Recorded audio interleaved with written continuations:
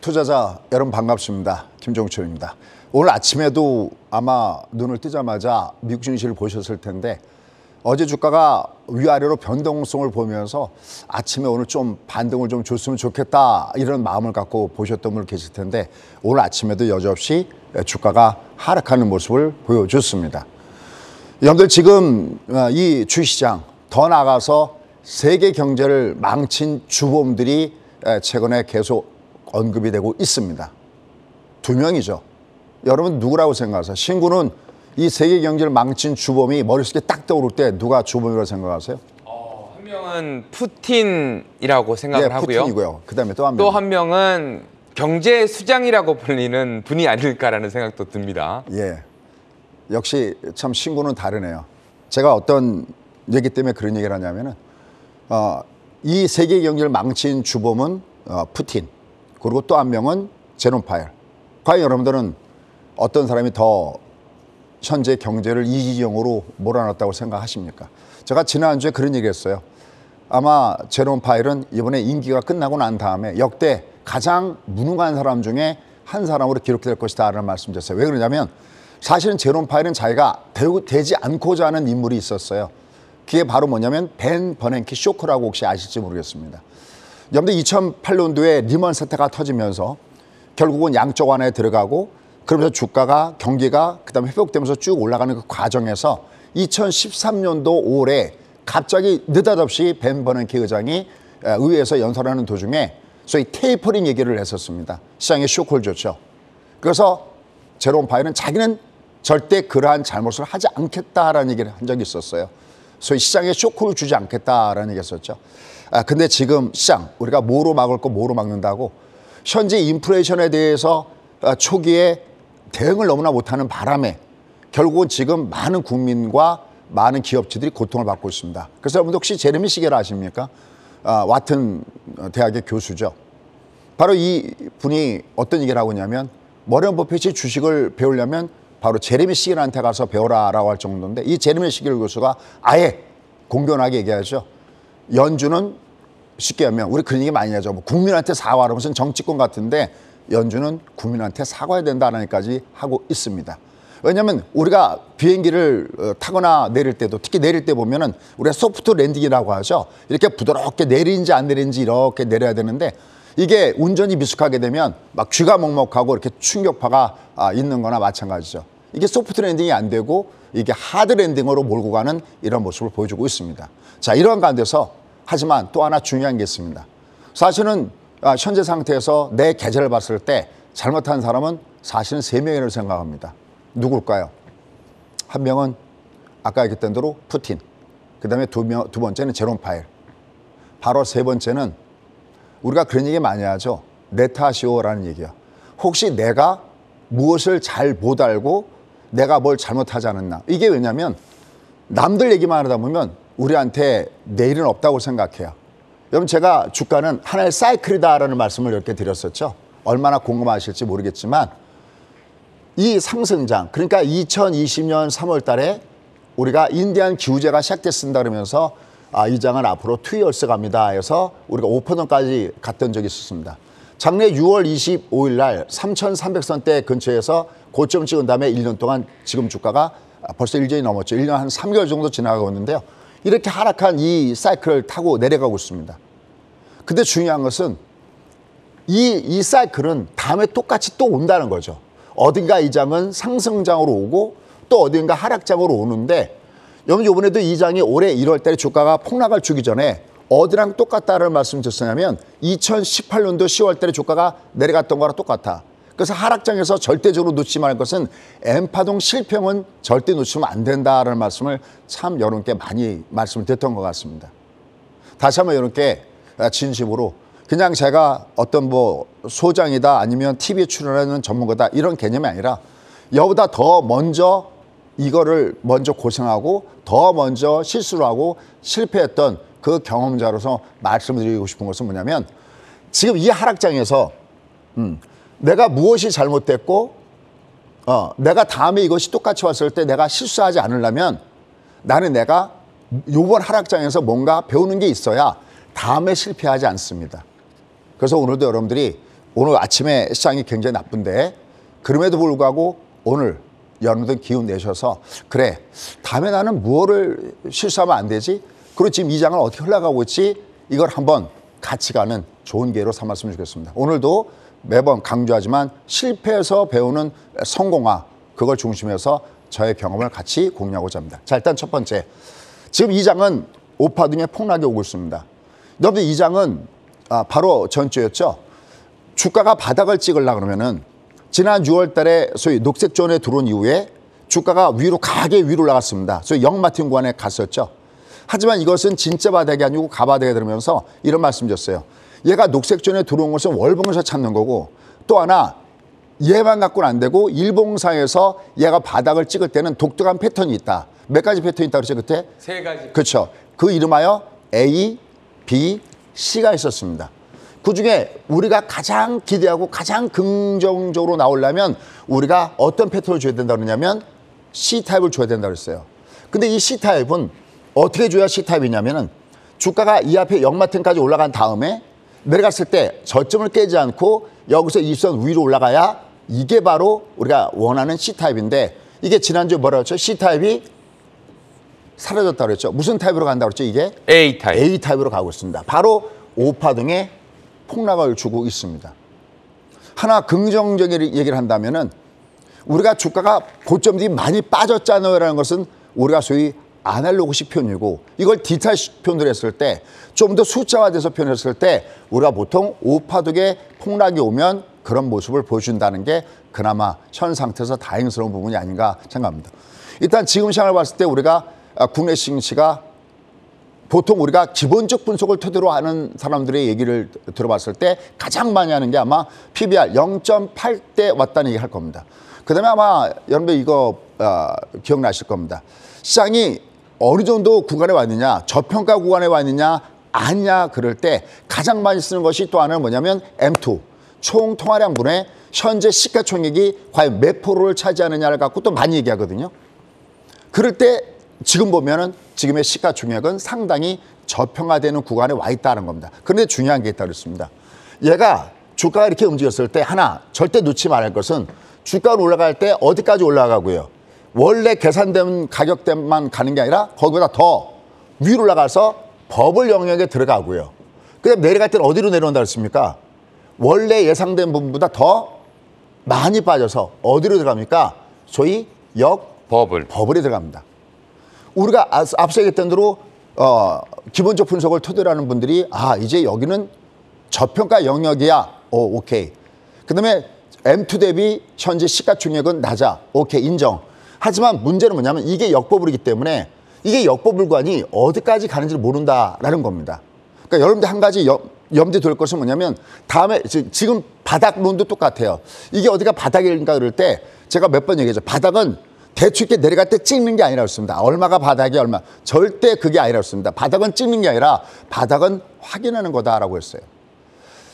지금 이 장을 내가 접근했을 때 여기 이 하락장이 지금 이렇게 오고 있지 않습니까? 상승장에서 하락장으로 전환됐을 때 여기서 매도를 못 때린 분들은 이게 다시 상승장으로 돌아왔을 땐 여기서 또 매수를 못 합니다. 왜냐하면 상승장에 쩔어서 하락으로 꺾이는 변곡을 놓치게 되고요. 이게 꺾어지는데 이 내일 아래로 내려가는데 여기서 대응을 못하게 되고요.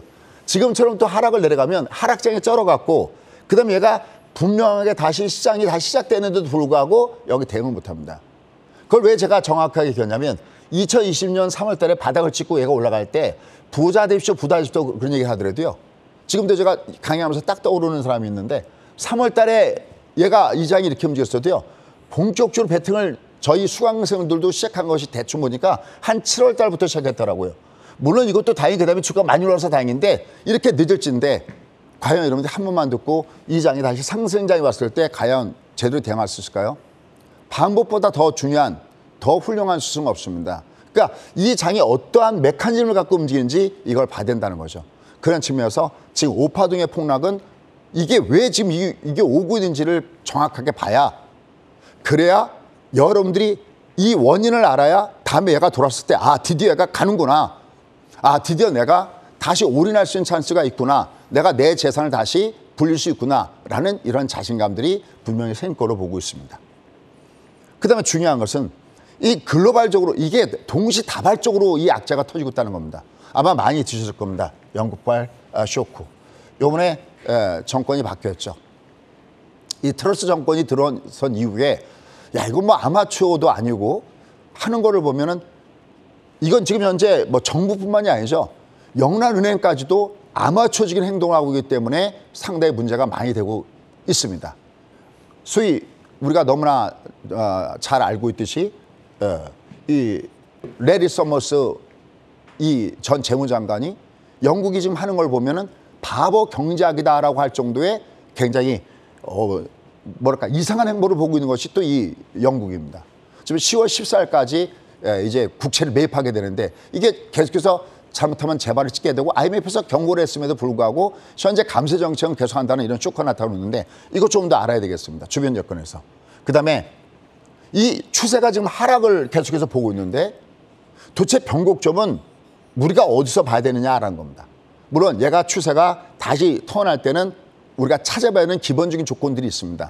내가 이걸 가지고 이 큰 밑그림을 가지고 그다음에 월요일부터 시세가 움직이는 걸 보고 거기에 맞게끔 조금씩 조정시켜 가는 이런 전략들이 필요하지 않나라는 생각을 해봅니다. 다시 한번 얘기지만 한 번 들어서 이해는 할 수 있지만 내가 그것을 행동하려면 수없이 많은 반복으로 이게 몸에 배어져 있어야 됩니다. 그래야 유사시에도 그런 행동이 나오고 이 장이 또다시 다음에 똑같은 상승장과 똑같은 하락장이 나왔을 때 나는 내 귀중한 자산을 지킬 수 있습니다. 이건 믿어도 좋으실 겁니다.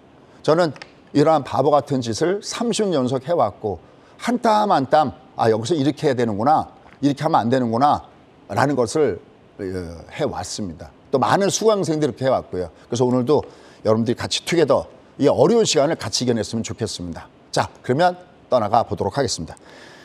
일단 먼저 지난번에 말씀드렸습니다. 얘는 추세 반전은 한참 남았다라는 말씀 드렸어요. 여러분 이런 얘기하면 별로 안 좋아하시죠. 하지만 중요한 것은 이 시장을 얘기하면서 누차 여러분들 이거는 하락 추세입니다. 그럴 때 여러분들 기분은 안 좋으셨잖아요. 이 중간에 이 앞에였었죠. 이 중간에 여러분들 죄송하지만 이 시장은 중국보다도 나쁜 장입니다라고 하셨을 때 기분 어떠셨어요? 심지어 여기서는 여러분들 깡통 나옵니다. 담보 부족 나옵니다라고 하셨을 때 굉장히 안 좋았을 겁니다. 하지만 제가 이 자리에 나와서 여러분께 드리는 말씀은 안 좋을 때 안 좋다고 얘기를 해야 좋을 때 좋다고 한 얘기가 먹히지 고장난 12시처럼 매일 간다고 하면 이걸 누가 믿겠습니까? 자, 일단 첫 번째는 추세 반전은 지난번에 말씀드렸지만 늦춰졌습니다. 근데 이게 한 번 듣고는 안 됩니다. 근데 추세 반전이 늦어진 거를 객관적으로 이렇게 보여드려야 되잖아요. 이게 추세와 파동을 절대적으로 구별하셔야 되는데 이게 추세가 될 때는 여기 그런 얘기죠. 아가는 엄마 따라가잖아요. 졸졸졸졸졸졸. 그렇죠? 그럼 주가는 뭘 따라갈까요? 주가는 이평선을 따라갑니다. 어렵지도 않습니다. 다른 말로는 요 레일을 따라갑니다. 이 레일이 우상향해야 이게 가는 겁니다. 너 이평선 왜 생겼니? 나는 추세 때문에 생겼어. 이게 우상향해야 그래야 주가가 날아가고 이때 여러분들 부자 될 수 있는 기회가 오는 겁니다. 근데 지금 여기를 보시면 얘가 밑으로 내려와져 있죠. 이미 여기는 요건 파란 열차가 이 레일 아래 내려갔기 때문에 주가가 밑으로 쭉 빠지잖아요. 자, 그런데 이게 바로 어제의 주가죠. 바로 이번에 9월 말에 주가가 여기서 마감이 됐습니다. 근데 하나 중요한 게 있죠. 어떤 것이 있습니까? 바로 여기 라인 하나 거놨는데 2332죠. 얘가 요 라인을 깨지 않을 때는 이게 상승으로 돈다는 얘기는 지금 박스의 맨 오른쪽에 있는 이 주가가 여기서부터 6개월 전의 주가 한 달, 두 달, 세 달, 네 달, 다섯 달, 여섯 달 이 6개월 전의 주가랑 비교해 봤을 때 얘가 낮으면 이 평선이 계속해서 내려오는 겁니다. 제가 맨날 반평균 이론 항상 저희가 또 2부에서 부족한 부분의 디테일을 채우기 위해서 열심히 이 매매 공식을 같이 연습하고 반복하고 자꾸만 그렇게 해드리는 이유가 이게 내 걸로 완전히 승화시키기 위해서는 바른듯이 그걸 해야 된다는 거죠. 일단 먼저 내가 지금 이 어려운 장을 내가 헤쳐나가고 다음에 실수하지 않으려면 일단 있는 사실을 그대로 먼저 인정하는 것이 중요하다는 거죠. 얘는 추세 반전은 상당히 늦춰졌어요. 제가 어떤 표현했냐면 한참 늦어졌다는 말씀이었어요. 그게 무엇이냐면 만약에 이번에 이 장이 여기 지금 내려왔는데 이게 여기 깨지 않았다고 쳐볼게요. 이렇게요. 이렇게. 그러면 요번 달에는 여기보다 낮으니까 얘가 내려오죠. 이게 9월이지 않습니까? 그럼 다음 달 10월이잖아요. 10월 달에 여기 주가가 여기 있거든요. 싸우는 주가가 여기 있잖아요. 이게 아무리 올라가봤자 여기보다 높지는 않잖아요. 그러니까 10월 달에도 얘는 이동평선 내려가겠죠. 그 다음에 여기가 11월이죠. 11월 달에도 얘는 내려가겠죠. 그런데 여기 12월 달. 만약에 얘가 여기를 안 깼다면 12월 때 얘가 턴할 수 있었죠. 이렇게요. 근데 얘가 여기를 깨고 들어갔습니다. 이렇게. 이게 깨고 들어갔다는 얘기는 무슨 얘기냐면은 여전히 얘는 이동평선은 아직까지 하향하고 있다는 얘기가 되겠죠. 이렇게 하향하고 있다는 얘기죠. 그러니까 추세는 반전되는 건 아직까지 어렵다라는 얘기예요. 그럼 나는 다음에 전략이 나오죠. 어딘가 얘가 내려간 다음에 내가 추세 전환을 기대할 수 있는 것은 뭐냐면 요번 달에 이게 내려왔을 때 그러면 이 다음서부터 어딘가 여기를 깨지 않는 게 여기 올라갔다 조정받는 건 상관이 없는데 이게 내려가더라도 이 저점을 깨지지 않는 현상이 생긴다면 그로부터 6개월 이후에는 추세가 반전된다는 얘기예요. 그러면 또 이런 착각을 하시면 안 됩니다. 솔직히 그러면 얘가 추세가 반전되는 게 6개월 후라고 그러면 그때까지 주가는 무조건 빠집니까? 그 얘기는 아니죠. 왜냐하면 이게 내려가는 건 추세이고 얘가 내려가는 추세의 과정에서 파동은 내려갔다가 올라갔다 내려갔다 올라갔다 하니까 얘가 계속해서 빠진다는 그런 관점은 아닙니다. 다만 얘가 우리가 얘기하는 그냥 우리가 별 생각 없이 돈을 집어넣고 내 재산이 늘어나는구나 하는 걸 보려면 추세 반전인 거죠. 그럼 이 추세를 뭘 얘기하는 거냐? 이게 추세 그러면 너무 멀리 들죠. 이게 바로 뭘 얘기하는 거냐면 시가총액을 얘기하는 겁니다. 이게 올라갈 때 시가총액이 늘어난다는 거예요. 그러면 시가총액이 늘어난다는 것도 가슴 안 아팠죠. 더 얘기하면 내 계좌 잔고가 늘어난다는 얘기예요. 근데 여기 지금 이게 무슨 장이냐? 종합이 내려간다는 것은 시가총액이 줄어든다는 얘기고 내 계좌의 잔고가 줄어든다는 겁니다. 내가 이 종목에서 저 종목을 뺑뺑이를 타봤자 나중에 상당히 힘든 부분이 나타난 거죠. 그러니까 되도록이면 내가 갖고 있어도 소량 그리고 내가 베팅하더라도 분할 전체로 아직까지 공격적인 매매하는 것은 이게 아직까지는 아니다라는 것을 여실히 보여주고 있습니다. 그냥 오늘 아침에 마감된 근원 PC가 나빠서 이런 개념이 아니라 이미 주가는 여기 주가가 우리가 중보다 나쁘다고 할 때 가장 중요한 것은요. 악재는 호재가 아닙니다. 오늘 근원 PC가 나쁘게 나왔으니까 주가가 빠지고 이런 개념이 아니라 이미 이 장이 돌아설 만한 추세 구간에 얘가 조금 있으면 추세가 돌겠다 할 때는요. 가장 중요한 단어가 있습니다. 그게 뭐냐면 주가의 위치입니다. 이미 주가 위치가 얘가 이미 꺾어지려면 꺾어질 만한 위치에 갖다 놓고 그러니까 우리는 모르죠. 왜냐하면 왔다 갔다 하면서 어느새 거기 갖다 놓는 겁니다. 그리고 얘가 내려가다가 추세가 돌잖아요. 돌 때 갑자기 호재가 있어서 돈다고 생각해서는 안 됩니다. 이미 그들은 많은 정보망을 가지고 이미 그걸 미리 알고 있어요. 우리가 스마트머니라는 게 왜 그렇습니까? 들어갈 때 남들이 부정적일 때 먼저 들어가는 게 스마트머니잖아요. 미리 그들은 알고 있다는 거죠. 근데 우리는 왜 눈치를 못했냐면 얘가 올라갈 때도 왔다 갔다 하니까 이게 이 앞에 바로 경험한 것은 하락장이잖아요. 왔다 갔다 하는데 빠졌으니까 왔다 갔다 할 때 이게 상승 추세인지 모르는 거고 또 얘가 왔다 갔다 하면서 여기까지 올라갔잖아요. 그럼 여기서 또 훈련받았거든요. 또 훈련받듯이 훈련받은 겁니다. 그럼 얘가 왔다 갔다 하더라도 한참 지나니까 내려온 걸 알지 이거랑 똑같은지로 알고 착각한다는 거죠. 그러니까 내가 뭔가 알아야 되는 겁니다. 이게 왔다 갔다 하더라도 어떤 특징이 있는가. 상승 추세에서 왔다 갔다 할 때는 상승이 길어요. 많이 올라가고 조금 조정받고 많이 올라가고 롱숏 쪽에서 상승이 길고 여기도 왔다 갔다 할 때는 다릅니다. 하락이 길고 반이 짧아요. 이 중간에 어떤 반등이 왔을 때 가짜 빨강임 이것도 지금 외바닥이잖아요. 이게 올라가다 왜 이렇게 빠졌느냐. 이게 그냥 쭉 빠지는 게 아니라 차라리 매일같이 빠지면 안 당하죠. 이거 하락장이고 내가 안 하면 되는데 내려갔다 올라갔다 내려갔다 올라갔다 하니까 이게 그걸 구별을 못하는 겁니다. 그때 가장 좋은 방법은 상승이 긴 롱 패턴인가를 봐야 된다는 거죠. 결론. 얘는 아직까지는 추세 반전은 얘가 저점을 깨고 나가면서 늦어져 있다는 겁니다. 다만 한 가지 다행스러운 것은 꼭 기본적 분석을 하는 사람의 입장을 빌리지 않아도 PBR이 0.8대 와 있구나. 현재 M2 대비 현재 시가총액이 낮고 있구나. 그럼 얘는 분명히 과매도되어 있는 건 맞는 겁니다. 다만 과매도되어 있는 것이 바닥은 아니라는 거죠. 바닥하고 바닥존은 분명히 다르다는 얘기를 참 제가 여러분께 제가 중간에 미국 갔다 오기 전에도 워낙 많이 설명을 드렸던 부분입니다. 바닥존은 여기 어딘가가 바닥일 건 맞는데 어딘가 지나고 나면 이 과매도된 구간은 다시 올라가는 건 맞는데 여기는 시간과 지수의 조정이 필요하다는 것도 이걸 아무도 모르는 거거든요. 지나가 봐야지 아는 거거든요. 다만 추세 반전은 늦어 있구나라는 거죠. 그래서 추세 반전은 늦어졌는데 다만 현재 주가가 어디로 와 있느냐? 과다이익에 들어왔다는 겁니다. 과다이익에 들어왔다는 것을 우리가 다른 걸로 또 찾아볼 수가 있습니다. 그게 뭐냐면 바로 오파동론입니다. 오파동론은 어떤 거냐면 한번 보시죠. 이렇게 데드나 골드를 줬을 때가 요게 1파동이거든요. 그때 항상 대박은 여기 기준점인 240선 위에서 대박을 주고요. 기본 공식이. 딱 대박과 쪽박을 나눠라 그러면 여기 무조건 240을 중심으로 나누는 습관이 중요합니다. 종목도 마찬가지입니다. 이 위에서는 대박을 주고요. 이 아래서는 쪽박을 줍니다.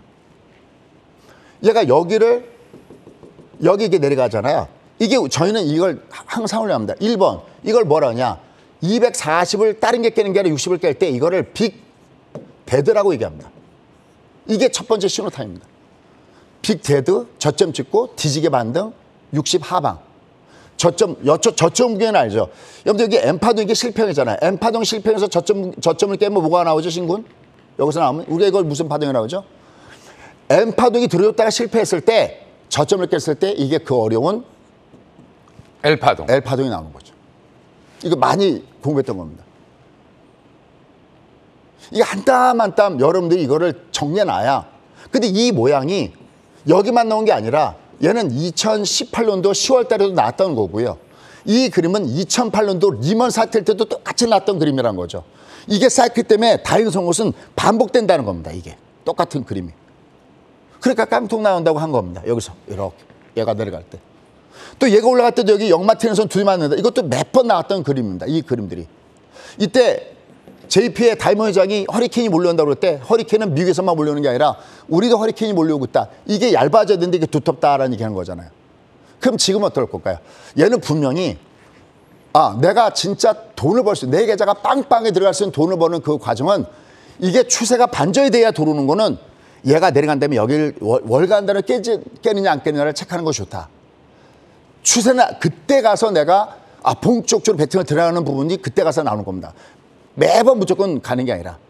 다만 얘가 근데 얘가 아주 다양스러운 그림은 뭐냐면 주가 흐름이 이렇게 사이클을 보여주는데 다만 올라갈 때에는 버블로 더 많이 올라가는데 여기가 버블의 구간이었고 얘는 여기를 중심으로 이 아래는 드디어 역버블에 내려오고 있다는 겁니다. 그러니까 과함의 도전인 건 알겠는데 과함의 도전 입고로 바닥은 아니라는 거죠. 얘가 다시 바닥이냐 아니냐를 점검하려면 얘는 결국은 얘가 월봉상 여기 녹색 캔들 들어온 다음에 월 양이 나와야 첫 번째 조건이 만족한다고 그랬죠. 그럼 얘는 다시 음봉을 때렸으니까 어딘가 또다시 여기랑 반복해서 양봉의 조건을 줘야 되고 이게 월봉에서의 조건이고 그다음에 이제 일봉상에서 A타입이거나 B타입이거나 C타입이 나와야 된다는 거죠. 앞으로도 제가 A타입, B타입, C타입은 얘기 많이 할 것 같습니다. 근데 지금 이 장은 어디까지 와 있냐면 얘가 드디어 5파동 구간에 얘가 드디어 와 있다는 겁니다. 5파동은 앞서 설명드렸던 대로 많이 빠졌지 않냐를 우리가 소위 얘기하는 차트상에서 나타날 때 네가 많이 빠졌어? 그러니까 다른 사람들은 얘를 PBR 아니면은 총 M2 대비해서 현재 시가총액을 갖고 보는 방법이 또 하나가 있지만 또 하나의 방법은 파동을 갖고 따진다는 거죠. 통상 주가가 5파동 구간에 들어오면 얘는 과매도전에 와 있다라고 많이 얘기합니다. 그럴 때 요게 빅데드가 얘가 1, 이게 1입니다. 방향을 바꿀 때가 2, 다시 내려갈 때가 여기까지가 3이었죠. 쭉 3. 그 다음에 얘가 4. 얘가 다시 여기를 깨고 내려가고 있죠. 이게 5입니다. 그럼 얘가 최악의 경우는 이 20이 5파동을 주는데 아주 다행인 것은 얘가 5파동 구간에 있을 때 하나는 뭐가 나올 때가 있냐면 퀵파동이 나올 때가 있습니다. 파동이 좀 짧아질 때가 있습니다. 요건 제가 좀 이따가 좀 디테일에 해당하는 거니까 지금 빅픽처 그림을 알아보는 것이 급하니까 빅픽처를 가고 좀 이따가 10시 반에 디테일에서 퀵파동에 대해서 얘기하겠습니다. 제가 혹시 까먹더라도 여러분이 거기서 퀵파동 설명을 해달라고 말씀하시면 좋겠습니다. 그래서 제가 추세는 네버 결코 아니다. 한참 멀었다. 너무 쉽게 바닥바닥 그러지 마라. 단 얘는 한참 멀었는데 이쪽을 보면 드디어 얘가 과매도 구간에는 와 있다. 그러니까 원래 자기 가치보다 더 내려가는 과매도는 와 있다. 이게 그나마 현재 위로가 되는 부분이다라고 얘기할 수 있겠습니다. 그럼 이제 여기서 중요한 거는 뭐냐면 얘가 왜 이렇게 가파르게 내려가고 있느냐는 거죠. 이거 올라갈 때는 전부 다 여기를 보면 더 그러겠네요. 자, 미국 S&P죠. 얘가 올라갈 때 보면은 미국에서는 누가 득세했었냐면 또다시 이제 장 바닥 찍었습니다가 득세했거든요. 근데 저는 그게 이해가 가요. 얘를 봤을 때. 왜냐하면 1번, 2번, 3번이라고 써놨잖아요. 얘가 그냥 을에 내려가다가, 그러니까 추세적으로 내려가다가 그냥 우리가 얘는 기적인 반등, 테크니컬 리바운드 반등일 때는 20이 외바닥이면 1번 구간, 보통 여기 60에서 들이맞어. 이게 일반적입니다. 가장 제너럴한 겁니다. 너 그냥 지금 내려가는 중에서 내려가다 지수 올라갔구나 이렇게 합니다. 그 다음 어디부터 야 얘는 혹시 추세를 돌리는 거 아니냐라고 생각할 때는 어디부터냐면 여기 직전 고점입니다. 여기가 2번 구간입니다. 근데 미국은 여기도 더 지나서 어디까지 갔습니까? 그 여러 차례 얘기했던 이 영마틴 구간에 최상단인 240까지 얘가 부딪혀 맞았습니다. 굉장히 강하게 올라간 거죠. 근데 매번 강조하죠. 이건 우리 신군이 주특기죠. 맨날 한 거. 얘가 밑에 앞에가 급락을 줬거든요. 이렇게 바닥을 찍을 때 급락이에요. 그럼 두 번째 얘는 뭐를 준 겁니까? 급등. 급등을 준 거죠. 첫 번째는요. 무조건 급락 주면 무조건 급등 줘야 됩니다. 얘가 내려가다가 완만하게 얘가 만약에 내려가다가 완만하게 누우면 하방 경기성이 아니에요. 가끔도 이렇게 얘기하는 사람도 있거든요. 이제 주가가 더 이상 안 빠지고 버티고 있다. 버티는 게 아닙니다. 무조건 바닥을 찌르면 무조건 급등을 줘야 돼. 근데 중요한 것은 급락 때문에 급등을 줘도 얘는 반쪽짜리 성공이라는 겁니다. 그 다음에 뭐가 필요하다고 그러죠? 완만한. 그렇죠. 신군 200 그냥 자동으로 나오잖아요. 이게 급락 급등인데 바닥을 주려면 얘가 완만해야 돼요. 근데 지금 여기 보시다시피 완만하지 않잖아요. 그죠? 그러니까 얘는 다시 시작해야 됩니다. 이 그림을. 이게 절반의 성공인데 이 그림을 다시 시작해야 돼. 무조건 급락 때문에 이게 급등을 줘야 된다는 겁니다. 그럼 얘는 도대체 왜 이렇게 하락을 많이 하고 있는 건가라는 겁니다. 그건 이미 지난번에 말씀드렸죠. 여기서 올라갈 때 많은 월가에 있는 사람, 요번에 이 악재를 두드맞은 것이 지금 현재 잭슨홀 미팅에서부터 두드맞은 거거든요. 잭슨홀 미팅 때 여러 차례 넘게 말씀드렸죠. 다른 채널을 통해서도. 잭슨홀 미팅 때 이거는 엄청난 악재가 있다고 그랬어요. 뭐냐면 제롬 파웰의 멘트가 금리를 올리는 게, 저는 금리 올리는 거는 아무렇지도 않다고 생각해요. 당연히 올려야죠. 인플레 잡으려면. 그다음에 금리 올린 다음에 인플레가 잡히는 현상이 나오면 금리를 내려야 되는데 상당 기간 동안 그 금리를 유지하겠다라고 한 거잖아요. 그게 오늘 나왔던 바로 근원 PC와 연결되어 있습니다. 이들이 지금 금리를 4%대 혹은 5%대까지 맞춰놓는다는 얘기는 이건 무슨 일이랑 똑같으냐면은 일단은 이 근원 PC가 오늘 6.3 나왔잖아요. 이게 5%대 나올 때까지는 얘들은 긴축 강도를 얘들은 풀지 않을까 해서 굉장히 좋습니다. 왜냐하면 여러분 은행에다가 돈을 예금할 때 은행의 금리는 뭐로 결정됩니까? 신군, 은행에다가 돈을 예금할 때 최소한 뭐보다 높아야 은행에다 예금하고 싶은 생각이 듭니까? 금리보다는 아니 금리를 결정. 여러분 네. 은행에다가 돈을 갖다 집어넣을 때 은행에서 금리를 줄 때 뭐보다 높아야 그래 은행에 갖다 넣자 그러고 이거 뭐야 얘보다도 금리가 더 낮은데 야 그럴 바에 내가 차라리 이거 사지. 그게 뭡니까 우리가? 아니 내가 지금 자동차 살까 하나를 살까 말까 그랬는데 얘가 지금 내가 사면 지금 100만 원이에요. 네. 근데 은행에다 넣었어요. 얘를 100만 원을. 이자보다는 은행에 이자를 주니까 5만 원 줘서 105만 원이에요. 네. 근데 내가 1년 후에 나는 통장 꺼내니까 105만 원인데 내가 100만 원에 살려고 했던 이 물건 값이 만약에 110만 원이 됐어요. 그럼 이 사람은 미쳤어요? 남았어요? 미쳤죠.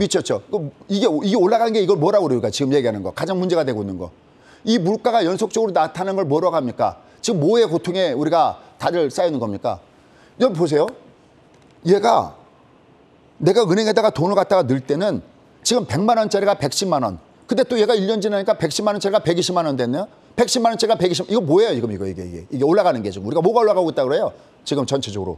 물가가 올라가고 있다고 했잖아요. 네. 그러니까 은행의 금리를 결정할 때는 물가보다 높아야 은행에다가 돈을 집어넣는 겁니다. 네. 그러니까 물가는 어떻게 결정되냐면 그 나라의 경제 성장률. 그러니까 보통 경제 성장률은 선진국보다 후진국이 높아지잖아요. 그러니까 후진국의 금리가 높은 겁니다. 경제 성장률 플러스 최소한 물가보다 높아야 그래야 갖다가 돈을 집어넣죠. 근데 지금 어떻게 돼 있습니까? 지금 물가는 근원 PC의 기준으로 보면 6콤마대가 있습니다. 근데 지금 금리는 여기에 3콤마대가 있죠. 어떻게 됩니까? 여기를 그러니까 연준의 생각은 뭐냐면 여기까지 갖다 놓고 그러니까 4콤마대 5 정도 갖다 놓고 얘가 내려가는 걸 기다릴 수밖에 없는 거죠. 이게 계속해서 안 빠지면 이걸 그렇다고 계속 올라가면 이건 더욱더 문제가 생기니까 여기다 놓고 얘가 내려가는 걸 기다리겠다는 거거든요. 그러니까 지금 현재 주가가 왜 이렇게 빠지냐면 아까 했지만 잭슨홀 미팅에서 금리를 올리는 건 상관이 없는데 올린 다음에 걔를 상당 기간 유지하겠다. 이게 엄청난 제가 악재라고 했어요. 이 장이 가려면 이게 금리가 똑 부러져야 되거든요. 그러니까 얘는 지금 잭슨홀 미팅, 그다음에 지난번에 얘기했던 대로 이번에 금리는 3.4에서 3개월 만에 4.4, 내년에 4.6, 경제 성장으로 1.7에서 0.2, 올해 마이너스 성장까지 이번에 지금 확정됐지 않습니까? 이 부분들이 이 지금 주가에 얘가 반영되고 있는 겁니다. 그러니까 이건 어떻게 보면 아직까지는 떨어지는 칼날이 되는 거죠. 무조건 다만 얘가 갈 때는 급락담에 급등을 주는 사이클이 나와야 된다는 겁니다. 그러면서 얘가 오늘도 장중 올라갔다가 내려왔잖아요. 얘는 아직까지 미국 올라가도 얘는 아직은 가짜예요. 왜냐하면 보십시오. 이 그림 한번 보십시오. 진돗개 원리라고 하는 건데 얘가 주가가 반등 다음 반등을 주려면 이렇게 일선 위로 올라가야 되거든요. 이렇게 일선 위로 올라가줘야 돼. 이렇게 일선 위로 올라가야 되거든요. 그럴 때는 진돗개 원리. 큰 거 하나를 잡으려면 작은 거 몇 개가 필요하다는 얘기죠. 두 개. 그렇죠. 두 개. 작은 거 두 개죠. 얘가 이렇게 밑에서부터 하나, 둘 이렇게 나와야 됩니다. 작은 거 두 마리가. 멧돼지가 마을에 내려왔을 때 진돗개 최소한 두 마리가 있어야 얘를 쫓아내지. 한 마리가 하면 하루 강아지 법무서원인지 모른다고 그냥 죽어요. 하나, 둘을 줘야 되거든요. 그럼 얘가 올라갔다가 이거 지금 제가 중간에 밤에 작성한 건데 오늘 내려왔잖아요. 그럼 얘가 내려가도 보세요. 얘가 내려와도 얘가 오파동도 아니고 얘가 올라가도 이건 외바닥이죠. 그죠? 그러니까 아직까지 얘는 위로 올라갈 때는 위에서 매물 압박이기 때문에 한 번 더 빠져주고 쌍바닥을 줘야 미국 증시 자체도 가격이 올라간다는 겁니다. 그러니까 얘는 만약에 어딘가 반등을 줘서 20선 가까이 가면 얘는 여전히 매물을 충돌할 수 있는 그런 구간이 아직까지 나와 있다는 겁니다. 그럼에도 불구하고 얘가 대롱대롱 매달리면서 자꾸만 싸움을 거는 이유는 얘가 중방 패턴이기 때문이었습니다. 얘가 올라가다 내려갈 때 얘가 골든크로스 주고 얘가 대들 줬을 때 이 근처에 있기 때문에 얘가 대롱대롱 매달리는 겁니다. 얘가 이렇게 대롱대롱 매달려 있는 게. 그러니까 저희가 지난주에 했던 것은 여러분한테 가장 궁금한 게 사실 그거잖아요. 내가 좀 갖고 버텨야 될까요? 아니 지금이라도 매도를 때릴까요? 그럴 때 제가 그런 질문해요. 당신은 내려갈 때마다 분할해서 사는 걸 원하는 타입이십니까? 아니면 얘가 몸에 틈었을 때 한 번에 빡 집어넣어서 지금부터 올라가는 걸 원하는 타입입니까? 할 때 후자라면 여전히 올라갈 때 지난주에 제일 많이 했던 건 제 수강생하고 맨날 인버스 잡아드리고 올라가는 거 과감하게 때려준다는 얘기를 하고 있습니다. 단 투면하면 안 된다. 왜냐면 얘가 지금 직전 저점 근처에 왔기 때문에 그건 아니다라는 겁니다. 다음 주에도 마찬가지입니다. 다음 주에도 얘는 똑같은 그런 패턴을 모습을 줄 가능성이 굉장히 높다는 것을 염두에 두셔야 됩니다. 장이 갈 때 이렇게 상방 패턴으로 올라가줘야 되는 부분들이 있다라고 보시면 되겠습니다. 이러한 가운데서 지금 문제가 심각하게 나타나는 것이 글로벌 통화가 전부 다 약세현상을 보는 것이 굉장히 문제가 나고 있습니다. 일단 중국의 위안화, 포치. 이게 포치라는 뜻이 뭐냐면 치를 깼다는 얘기죠. 이게 7위안을 깨고 이미 여기까지 올라가고 있죠. 그런데 아시다시피 중국은 우리처럼 변동환율제가 아니죠. 고시환율입니다. 중앙은행에서 환율 얼마라고 고시를 하는데 여러분 지난 2015년도 혹시 기억나십니까? 2015년도에 헤지펀드가 중국의 위안화를 공격했다가 실패했거든요. 왜요? 얘들이 고시하는 거거든요. 변동이 아니라. 근데 이번에는 얘들이 이미 소위 얘기하는 포치, 이 라인을 돌파한 거를 고시하고 있다는 얘기는 지금 중국도 굉장히 심각하게 돌아가고 있다라는 얘기가 되겠습니다. 더군다나 지금 10월 달에 아시다시피 지금 공산당 대회가 있잖아요.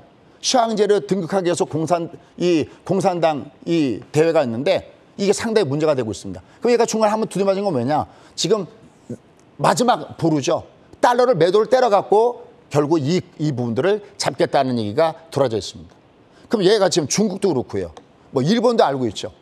일본도 지금 플라자 라인을 지금 돌파했죠. 플라자 라인은 지난 1985년도에 소위 G5 이 국가들이 모여서 그때 한참 쌍둥이 적자가 미국이 나왔을 때 야 이거 너희들 너무 돈 많이 벌어가잖아. 그래서 했던 것이 바로 이 플라자 합의 라인이었습니다. 이게 142엔인데 얘도 지금 돌파하고 있습니다.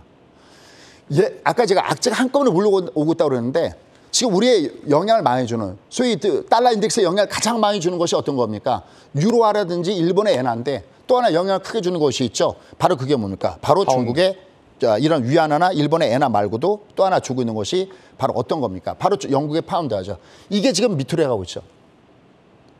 여러분 헷갈리지 말아야 되는 게 얘는 1파운드당 몇 달러니까 이게 내려가고 있다는 것은 파운드 가치가 떨어지고 있다는 겁니다. 여기 중간에 한번 반동을 주고 있죠. 그렇죠? 한번 반동을 주고 있지만 얘는 아직까지는 본격적인 어떤 이 상승이다 이렇게 보는 쪽은 하나도 없습니다. 오히려 많은 사람들이 이 파운드 가격이 더 급락을 주는 거다가 이 승부를 걸고 있죠. 아직까지 이 환율이 제대로 제어가 되고 있지 않다는 겁니다. 그래서 이미 영국은 인플레이션 10%에 육박하고 있고 그런데 여기다 놓고 재정 투입을 해서 경기 부양을 하겠다라고 하고 있습니다. 이 감세 정책 얘기가 나오는데 기업이나 부유층을 중심해서 80조 규모의 감사하고 있다. 이게 지금 제대로 돌아갈까요? 인플레 잡아야 되는데 그래서 최근에 보면은 여러분 아시다시피 최근에 영란은행도 2번의 빅스텝을 단행했지 않습니까? 금리 올려갖고 결국 인플레 잡겠다. 근데 이건 반대되는 주체라고 했죠. 이 정부도 정부인데 영란은행까지 막 흔들리고 있습니다. 전 세계 시장이 아주 엄청나게 흔들리고 있는 거죠. 그러다 보니까 지지율이 보수당보다 노동당에 앞서는 이런 모습이 나타나고 있습니다. 그래서 여기는 마지막 파문이 어떤 얘기까지 나오냐면 야 이거 이러다가는 트러스 정권이 조기에 교체되는 거 아니냐. 왜냐하면 선거에 질까 싶으니까 노동당 내분에서도 저거 트러스 저거 바꿔야 되는 거 아니야? 이런 얘기까지 나오고 있습니다. 지난번에 우리가 하나 위험한 인자가 바로 여성 무슬리가 이탈해서 탄생될 가능성에 우리가 가능성을 주자고 했는데 지금 영국은 지금 이런 꼬락서리를 보고 있다는 거죠. 그래서 현재 전칙 있는 그 부분을 보면은 IMF에서도 경고하고 나서고 있는 이러한 정도로 굉장히 어려운 이런 부분이 있습니다. 그럼 이러한 가운데서 지금 우리는 가장 자꾸만 마음속으로 기대하고 있는 것이 뭘까요? 지난 2020년도에 우리는 이미 그때 통화수합을 보면서 그 효과를 본 적이 있었습니다. 그런데 지금 어떨까요? 지금 우리의 주변에 아군이 없습니다. 한번 보시죠. 지금 이번에 IRA, 그죠? 여기 유럽 업체 중에서 뭐 BMW 나오고 아우디 나오고 볼보, 벤츠 나오고 있지만 얘들도 불만이 굉장히 많고요. 아시아 업체 중에는 닛산만 달랑 들어갔죠. 현대차는 어떻게 됐습니까? 탈락됐죠. 지금 우리는 우리 나름대로 그래도 우방이지 않느냐 그러는데 지금 현재 보면 전혀 아군이 없는 이런 모습들을 보여주고 있습니다. 여기 한번 보십시오. 여기 보시면은 미국 내에서도 요번에 이 현대차를 구제하기 위해서 어떤 법안이 나왔다고 하고 있죠. 여기 민주당의 원옥 의원이 그런 얘기하고 있다는데 이 사람이 이거 지금 조지아주에 있는 상원이죠. 이 조지아주에다가 짓겠다고 그러는데 결국 이번에 이 사람은 뭘 찬성표를 던진 거죠. 현대차가 불이익을 당하는데도 불구하고 찬성표를 던진 사람입니다. 왜? 공천도 받아야 되고요. 그다음에 이번에 있는 이 IRA는 민주당에서 아주 뭐랄까요? 심혈을 기해서 밀어붙이고 있는 거죠. 그러니까 지금 시장을 보면은 아군이 없어요. 야 이거 우리랑 친하니까 좀 봐줘야 되는 거 아니야? 이런 게 없는 것이 현재 냉정한 현실이다라고 얘기할 수 있겠습니다. 자, 그럼 이제 저의 마지막 결론을 가도록 하겠습니다. 일단 주가가 바닥을 찍으려면 어딘가 뭔가 꼭 지쳐야 됩니다. 여기 한번 유가 한번 보시죠. 우리가 유가가 꼭 지칠 때 순간 급등 다음에 음포를 주는 이 모양을 가져갔고요. 2020년도에 빅스가 꼭 지칠 때 보면 수직 상승한 다음에 음포선의 모습을 주면서 꺾어졌던 이 사례가 있습니다. 그런데 최근에 보면 빅스가 이상할 만큼 조용합니다. 물론 조금 올라갔다 하더라도 뭐 빡 치고 올라가는 부분이 없죠. 이게 오히려 불안하다는 거죠. 빅스가 얘가 이렇게 지금처럼 이게 급락을 그러면 빅스가 빡 올라가면서 그래 제가 꺾어지는 걸 지난번에 유가에서 음포선 주듯이 저걸 받았는데 얘가 움직임이 없습니다. 그래서 얘가 어딘가 얘가 주가가 내려가서 바닥을 탁 찍으려면 차라리 불꽃처럼 확 타올라서 가속도의 법칙으로 올라갔다가 두들겨 맞는 그 무엇인가를 확인해 줘야 얘가 그렇게 되지 않겠는가라는 생각을 해봅니다. 그러면서 우리는 뭘 받았냐면 이거 많이 얘기하죠. 얘가 반등단 반도를 30분 봉에서 요게 나와야 됩니다. 아직까지 올라갈 때마다 매도를 지난주에도 계속해서 매도를 얘기했던 이유가 투면 안 하더라도 올라갈 때 매도를 때렸던 이유가 이게 나오질 않고 있는 겁니다. 이제 10월 달에 월이 바뀌니까 얘가 발해 방향을 확인이 되는 부분이 있죠. 그러니까 아직까지는 좀 더 본격적인 상승을 기대하기는 조금 어렵습니다. 다만 우리가 봐야 되는 것이 있습니다. 그게 뭐냐면 얘가 어떤 반대 시작점은 기적으로 분봉에서 확인하는데 얘가 반지될 때는 어떻게 되냐. 여기 다 위기금융이죠. 1번, 2번, 3번. 2001년도 9.11 테러 때, 2008년 글로벌 금융위기 때, 그다음에 2020년 코로나19 사태 때 공통점은 뭘까요? 이 저 세 구간에서 바닥을 찍고 올랐을 때 공통점은 바로 전부 다 금리가 초저금이었다는 겁니다. 그러면 우리가 지금 장에서 이게 반전되려면은 뭐로 우리가 봐야 되느냐? 다른 거 필요 없습니다. 오늘 뭐 PC 이런 거 필요 없습니다. 얘가 만약에 낮게 나왔다 하더라도 상단기가 또 이 금리를 유지한다는 거니까 12월을 봐야 되는 이유가 여기 있는데 이거 한번 보시죠. 얘들이 6월 달에서 9월 달로 얘를 확 바뀌면서 장이 확 뒤집어진 거거든요. 얘가 6월 달에서 9월 달 되면서 확 뒤집어졌어요. 그리고 오늘 아침에 나왔듯이 PC가 아직까지 부담감 주고 있습니다. 그러니까 얘가 어떻게 되느냐의 문제는 얘가 일단 12월 달까지는 얘가 중간에 지금처럼 계속 파동상에서 많이 빠지기 때문에 반등 사이클은 줄 수 있겠지만 이게 바뀌어줘야 됩니다. 이게 바뀌어서 이게 경기고 뭐고 똑 부러지는 현상 아니면 전체적으로 인플레가 잡히는 현상이 나오면서 연준의 점도표가 바뀌어야 이게 바뀐다라는 것을 우리가 염두에 두고 그 앞에는 파동으로만 접근하는 것이 아직까지는 안전하다 할 수 있습니다. 다만 그래도 다행스러운 것은 역시 지금의 장이 그나마 괌에도 국민에 들어와 있기 때문에 우리가 여기를 잘 공부해서 이 다시 돌아가는 변곡은 같이 한번 투게더 잡아보도록 하죠. 나머지는 10시 반에 뵙도록 하겠습니다.